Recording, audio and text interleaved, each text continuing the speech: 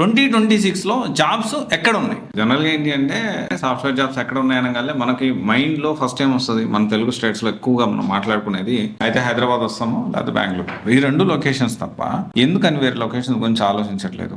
Yes, మీరు మాట్లాడుతుంది ఏమంటున్నారంటే, ఇప్పుడు నార్త్ వాళ్ళు ఉన్నారు, మన నార్త్ సైడ్ వాళ్ళు హైదరాబాద్కి వస్తారు, బెంగళూరుకి వస్తారు, చెన్నైకి వస్తారు, అవసరమైతే కేరళ కూడా పోతారు. వేరే వాటి గురించి మనం మాట్లాడుకుంటే, సాఫ్ట్వేర్ ఇండస్ట్రీ గురించి మనం మాట్లాడుకుంటే, the many people who are coming to Bengaluru, Hyderabad and Chennai as well. But Telugu states నుంచి మన వాళ్ళు హైదరాబాద్, బెంగళూరు, అంతకు మించి దాటితే చెన్నై, అది కూడా కాకపోతే మాక్సిమం పూణేకి లాస్ట్గా. కానీ ఇక్కడ కంటే కూడా నోయిడాలో అండ్ గుర్గాన్లో విపరీతంగా ఉద్యోగాలు ఉంటాయి. ముంబై సైడ్ గుర్గాను, నోయిడాలో విపరీతంగా జాబ్స్ ఉంటాయి. నేనేమంటున్నానంటే, అంటే మీరు అనుకోవచ్చు అక్కడ మాకు పడదు వెదరు, అక్కడ చాలా కాస్ట్లీ కూడా ఉంటుంది, ప్యాకేజెస్ కూడా బాగుంటాయి. ఇనిషియల్గా కెరియర్ స్టార్ట్ చేయండి, నోయిడాలో పనిచేయండి. నోయిడా సెక్టర్లో చాలా హ్యూజ్ ఓపెనింగ్స్ ఉన్నాయి. గుర్గాన్లో విపరీతంగా మొత్తం హెడ్ ఆఫీస్లోనే అక్కడే ఉంటాయి. ఇండియాకి చాలా companies not only software, mechanical చూసుకున్నా, సివిల్ చూసుకున్నా, త్రిబుల్ చూసుకున్నా భయంకరంగా జాబులు ఉంటాయి అక్కడ. ఇనిషియల్గా కొన్ని సంవత్సరాలు వెళ్ళి ఆ తర్వాత మళ్ళీ మీరు మారచ్చు కదా.